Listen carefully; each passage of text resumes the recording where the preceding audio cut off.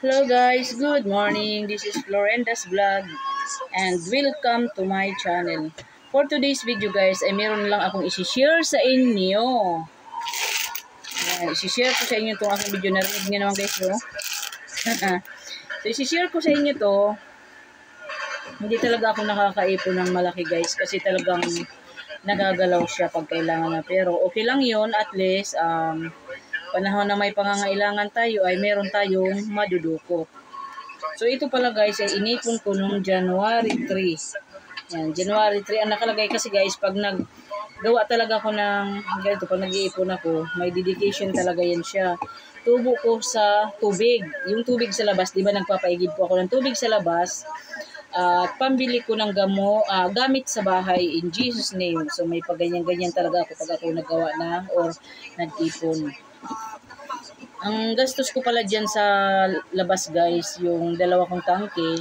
Ang bili ko ng isang tangke, yung medyo malaki ay 8,000 yan. So nabanggit ko na po ito sa vlog ko nung nakaraan. 8,000 may kasamang maliit na tangke yan, pero kinalawang na kasi yun. Kaya naibenta ko na, hindi ko alam kung magkano. Magkano ang benta ng Bebs? 300? Nasa 300 po yun. At yung isa naman ay nabili ko ng 4,500. So gastos pa dun sa pagsimento, hollow blocks. Siguro yung isa umabot ng 10,000 at itong isa ay umabot ng 6,000 to 7,000. So,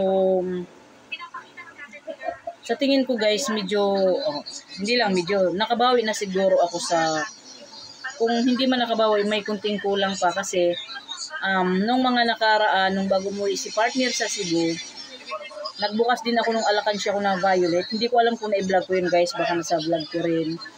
Nakakuha ako doon ng 4,500 na ipon. Siguro ilang months din yun. Sa ngayon naman, medyo nahinto kasi yun ng matagal guys. Dahil nung sa 2024 na matindi ang pinagdaanan kong kagipitan. Diba? Halos bumagsak na po talaga yung tindahan ko. Bagsak na po talaga. Kaya lang yung sahod di partner doon ko linalagay. At ngayon, naisangla ko yung tangke kong maliit. Yung sinabi kong nabili ko ng 4,500. Nasangla ko yun sa kapatid ko ng 3,500 kaya matagal po akong hindi nakapagpaigib, siguro ilang months din.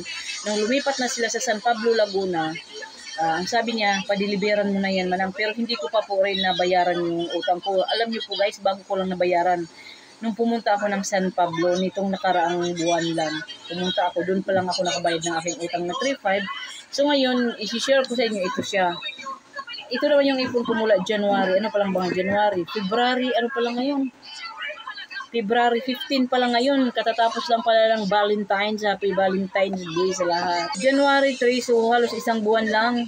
Isang buwan lang. So ito yung mga, may nakalagay kasi ako. Sinusulat ko sa pintilpin. May 225, 210. Naging may 65, may 74, may 20 ako nailagay, may 300, may 470, may 57, may 190, may 80, 200, 120, 35, 120. So ngayon, itong mga barya na to guys, ayan. Bibilangin ko to kung magkano to. Kaya ko to nabuksan guys, kasi nga po, nagbawas na po ako dito ng 1,000 noong pumunta din ako ng San Pablo, Miyerkules or Huwebes. Pumunta din po ako ng San Pablo. Dito po ako nagbawas ng 1,000 na pamasahe ko doon kasi sinundo ko yung pamangkin kong kulot. Yung madalas yung nakikita sa vlog guys, sa vlog ko. So sinundo ko po siya. Ito na lang po yung tira-tira. So isi-share ko lang sa inyo to para ma-motivate na rin. Pero lahat naman nagawa na to yung talaga mag-iipon para kung may pangangailangan ay may madudukot. So ito na guys, i-share ko sa inyo guys. So kaya pala to guys, dinudukot ko siya, dinudukot or binuksan ko na siya ngayon dahil po kulang po ako ng pambayad sa kuryente. So di ba, laking tulong na po to. Kulang po ako ng pambayad sa kuryente.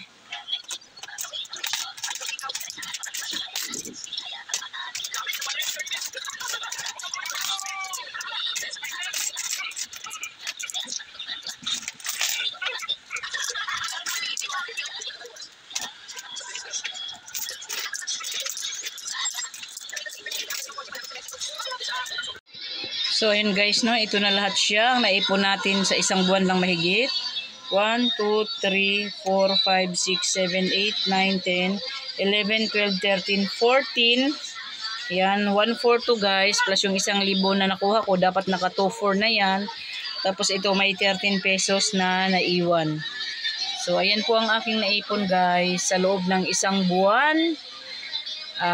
February 3, nag-isang buwan siya. Tapos 15 ngayon. Isang buwan at saka 12 days. Pero hindi ko naman araw-araw nahulugan yan guys. Tuwing may tubo lang ako sa tubig. So, ayun lang po ang aking share nitong araw na to guys, no? Ngayon pala ay February 15. So, hindi naman sa, hindi man nasabi natin, hindi man sa, yan? Nasabi yung pagmamayabang yan dahil maliit lang naman na halaga yan na ma-inspired ba na mag-ipon kahit pa 5 piso lang po kasi ayan, sa panahon na kailangan ko ay meron akong nadukot. Mag-impok para may madukot. Ayun lang. Thank you for watching. Bye-bye. Bye-bye. Aray! Chocolate.